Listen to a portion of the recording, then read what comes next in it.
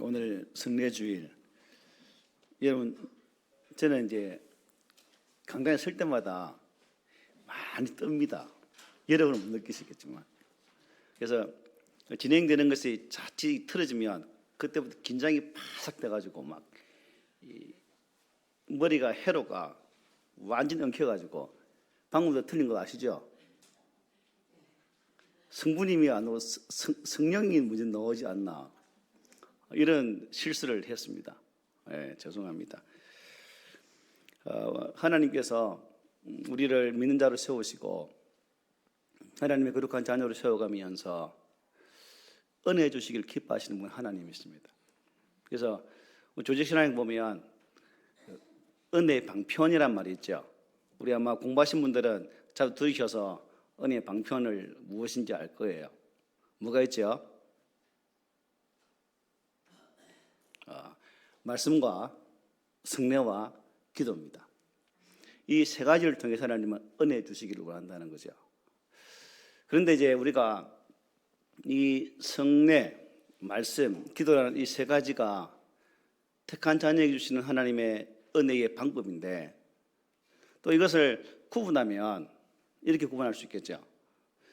기도와 찬송을, 이렇게 찬송도 곡조 붙은 기도니까, 기도와 찬송은 누가 누구에게? 하나님께 드리는 것입니다. 그래서 우리가 어떠한 것을 두고 하나님께 대하여 드리는 것이 기도와 찬송이라면, 하나님 편에 주시는 것이 뭐냐면 말씀과 성례라는 거예요. 성례 속에는 성찬이 있고 또한 뭐가 있습니까? 방금 학습 세대식이 있다는 거죠. 그래서 우리가 신앙생활을 하면서 이 성례주의를 강조하는 게 뭐냐면, 이 성례식을 통해서 다시금 예수 그리스도가 어떠한 분인지, 또 그분께서 어떻게 우리에게 은혜 주시기를 원하시는지를 배우는 시간이기 때문에 너무나 중요하다는 거죠. 그런 측면에서 우리 오늘 성찬 예식과 성례식을 통해서 하나님께서 어떻게 나에게 은혜 주시는지, 그러한 감동이 있는 귀한 시간이 되었으면 좋겠습니다. 그래서 오늘은 이제 은혜 방편인 성례에 대해서 말씀을 나누고자 하는데, 소요리 문답 91번에 이렇게 질문해요. 성례들은 어떻게 구원의 효과적인 수단입니까? 방법이 됩니까? 라고 이렇게 질문합니다. 이 질문 주면서 이렇게 답을 하죠.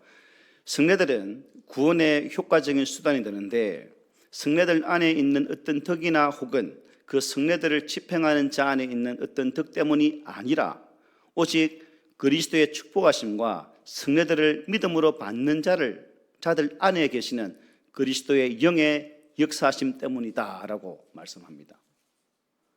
저 때문 아니고 여러분 때문 아니라 오직 하나님께서 주시는 은혜라는 사실이죠. 그래서 우리가 이 성례에 대해 생각할 때는 성례는 어떤 사람이나 교회가 제정한 것이 아니구나, 이 성례는 우리 주님께서 친히 세우신 것이구나 하는 것을 알아야 된다는 거죠. 우리 주님께서 이 세례와 성찬을 친히 제정하셨다는 겁니다. 성찬은 언제요? 주님께서 잡히시던 날 밤에 친히 제자들을 불러 모으시고 이 예식을 거행해 주셨습니다. 십자가의 죽음을 목전에 두시고 주님의 고난과 죽음의 구속적 의미를 이 예식을 통해서 제자들에게 설명하여 주셨고, 이제 말씀을 통해 기록되어진 그 내용을 우리가 본문을 통해서 주님의 고난, 십자가 죽음 의미가 무엇인지를 알게 된다는 것이죠. 세례는 부활하신 주님께서 제정하셨습니다. 그래서 우리가 마태복음 28장 19절 20절 이렇게 말씀하죠.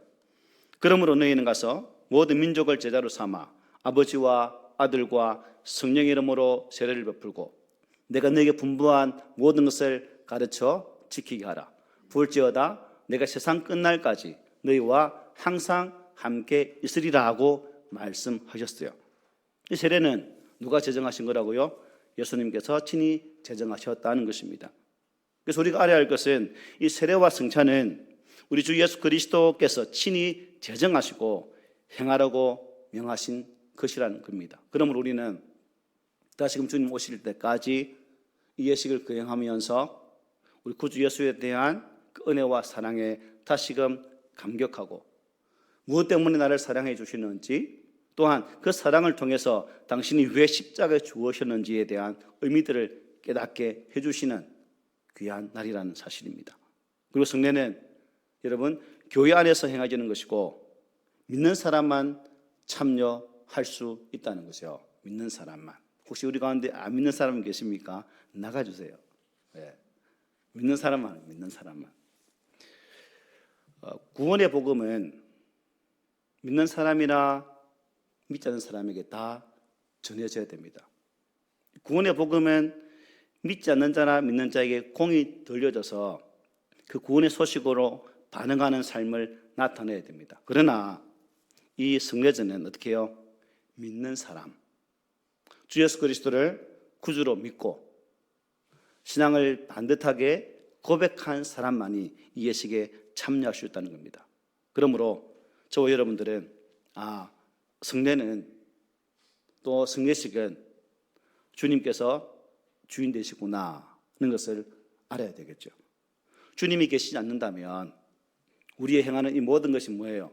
아무 의미가 없다는 것입니다.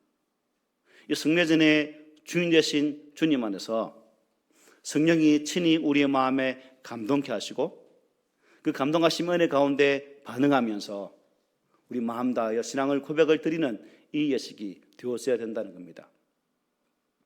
저의 신앙의 덕으로 하는 것이 아닙니다. 여러분의 신앙의 경륜으로도 하는 것이 아닙니다. 우리 주님께서 친히 집행하시는 거예요. 그러므로 주님 없는 성례전은 아무 효과도 기대할 수가 없겠죠. 그래서 우리는 주 예수 그리스도 안에서 이 예식을 거행해야 됩니다. 하나님 말씀도 성령께서 그 말씀을 쓰셔서 우리에게 들려주시고 듣고 믿는 자에게 은혜 주시죠. 그래서 목사가 전하는 메시지, 즉 말씀은 듣는 말씀으로 판단한다면 이 성례전은 보는 말씀이라고 표현합니다. 보고 만지는 말씀. 그래서 여러분들은 오늘 저를 통해서 메시지를 듣는 말씀을 들은 것이고 또 성례식을 통해서 직접 눈으로 보고 만지는 말씀을 대하는 시간을 갖게 되었다는 겁니다. 그러므로 주의 살을, 주의 잔을 대할 때 우리는 그 사랑 앞에 다시금 감사할 수밖에 없는 것이고 또한 그것을 온전히 시행하면서 우리의 신앙을 바르게 정립하는 그러한 자세가 필요하다겠습니다. 주님께 세례를 주라고 명령하시면서 어떻게 말씀하셨어요? 볼지어다 내가 세상 끝날까지 너희와 항상 함께 하리라고 말씀하셨어요. 그러므로 성례제를 통해서 나의 주님이 나와 함께 하심을 알게 되는 것이고 또한 그 임마누엘의 주님 안에서 영적인 셈을 얻게 된다는 사실입니다. 그래서 오늘 본문 읽었던 26절에 보면 이렇게 말씀하죠. 너희가 이 떡을 먹으며 이 잔을 마실 때마다 주의 죽으심을 그가 오실 때까지 전하는 것이라 말씀합니다. 이 성찬이 교회에서 세상 끝날까지 곧 주님께서 오실 그날까지 어떻게 해요? 계속 시행되어져야 된다는 겁니다. 이 세례와 성찬은 복음의 말씀과 함께 주님 오실 때까지 주님의 십자가로 말미암은 구원의 사실을 계속 전하는 거예요. 구원의 사실. 주님께서 자기 백성을 죄에서 구원하시려고 십자가에서 죽으셨습니다. 믿으십니까? 그리고 장사지내만 되셨다가 3일 만에 부활하셨습니다. 그리고 부활하셔서 약 40일 동안 이 땅에 계시다가 승천하셨습니다. 이제 다시 그분은 재림의 주로 이 땅에 오게 될 것입니다. 이러한 복음의 내용을 우리의 삶을 통해서 전하는 것이 성례전의 의미가 담겨 있다는 것이죠. 설교를 통해서 우리는 하나님의 말씀을 듣게 됩니다. 하나님의 말씀을 들어야 무엇이 생기는 거예요? 믿음이 생기는 겁니다. 믿음은 하나님의 말씀을 듣는 데서 생기게 된다는 거죠. 그래서 성례는 아까 말씀드렸죠. 보이는 말씀이라고. 볼 수 있는 성례. 그래서 우리 교회는 1년에 2번 4월 마지막 주일과 10월 마지막 주일에 이 행사를 하면서 주님의 죽으심과 십자가 은혜에 대한 그 거룩한 뜻을 의미하게 되는 것입니다. 그래서 주님 베푸시는 구원의 은혜를 받으려면 결국 우리에게 무엇이 필요할까요? 믿음이 필요한 거죠. 성찬을 대하면서 이게 무슨 의미가 있어? 이게 무슨 뜻이야?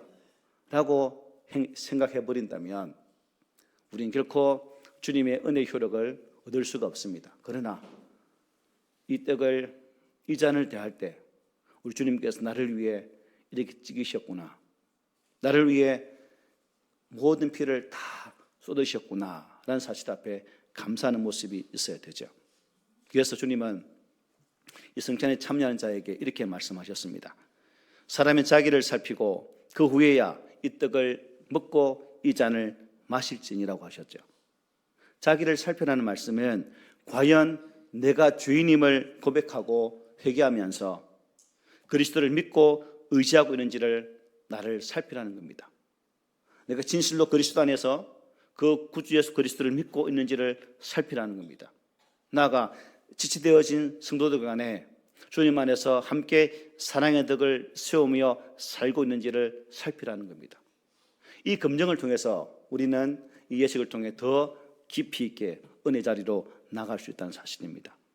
그러므로 가난하든지 부하든지 또한 믿음이 있든지 없든지 간에 어느 누구나 다 예수 안에 있는 자라면 이 예식에 참여하면서 이 은혜 앞에 감사해야 되겠죠. 주님, 저를 불쌍히 여주십시오. 나는 죄인입니다. 주님의 은혜가 아니면 저는 살 수 없습니다라는 고백으로 나아가는 그러한 예식이 되어야 될 줄 믿습니다. 그리고 19절에 보면 이렇게 말씀합니다. 주의 몸을 분별하지 못하고 먹고 마시는 자는 자기의 죄를 먹고 마시는 것이니라 말씀하죠. 여기에 주의 몸을 분별하라고 말씀하고 있습니다. 이 말씀은 성찬의 여러 요소를 의미하는 것이 무엇인지를 알아야 한다는 거예요.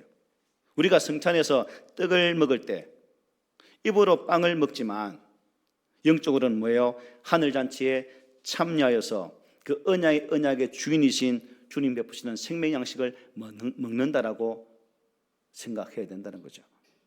또한 이 떡에는, 이 잔에는 모든 교회가, 모든 성도들이 다 참여합니다. 무슨 의미일까요? 주님 안에서 우리는 한 몸이다라는 것입니다. 한 지체라는 거예요. 몸는 주님 안에 붙어 있는 지체로서의 새로운 다짐을 감당하는 시간이 바로 이 성례전입니다. 사람이 진정으로 회개하고 믿으면 주님께서 구원의 은혜를 베풀어 주십니다. 이 구원의 은혜는 사람의 마음이나 손에 달리는 것이 아니라 뭐예요? 오직 주님의 마음에 달려 있는 거예요. 주님께서. 그러므로 오늘 성례전에 동참하는 우리 모든 성도들이 다시금 나의 마음을 살피고 나의 연약한 죄됨을 고백하면서 바른 믿음의 신앙으로 세워지는 그러한 고백이 있기를 원합니다. 마음으로 주님을 믿고 겸손히 주님에게만 의지하고 입으로 믿음을 고백하고 죄를 회개하며 그 죄를 미워하면서 하나님께 순종하고자 하는 그러한 은혜가 우리 각 심령들 속에 있기를 원합니다. 성찬에 참여하려면 자신의 믿음과 회개를 살필 수 있어야 됩니다. 또 이 그리스도의 몸과 피의 의미도 분별할 수 있는 그러한 영적인 지혜도 있어야 됩니다. 또 어떤 결정과 선택에 따라 군증을 받을 수도 있다는 사실, 교회를 섬김에 있어서 그냥 은혜, 사랑만 좋아하는 것이 아니라 교회가 또한 교회 덕을 세우지 못했을 때에 당회에서 군증을 한다면 그 또한 은혜로 받는 그러한 자세가 우리에게 있어야 된다는 거예요. 여러분, 회개하라. 또한 군증을 행할 때 그 군증을 받는 자는 그것을 싫죠. 하지만 그것이 덕을 세우는 것이고 그것이 성례전에 합당한 모습으로 세워지는 우리 믿음의 성도의 자세라면 기꺼이 그 또한 받아 마땅하다는 사실입니다. 그러므로 우리 모든 성도들이 언약의 자녀들로서 주의 몸을 분별하기까지 잘 자라기를 원합니다. 또한 모든 성도들은 자녀들을 또 가르치고 나갈 때에 주의 몸을 분별하여서 합당하게 주의 뜻 앞에 설 수 있도록 돕는 그러한 우리의 성도들의 가정이 되어야 될 줄 믿습니다. 그래서 오늘 성례절을 통해서도 우리 안에 새로운 은혜의 좋은 또 하나님께서 새롭게 하실 그 은혜 앞에 감사하는 귀한 시간이 되시기를 소망합니다. 아멘. 시간에는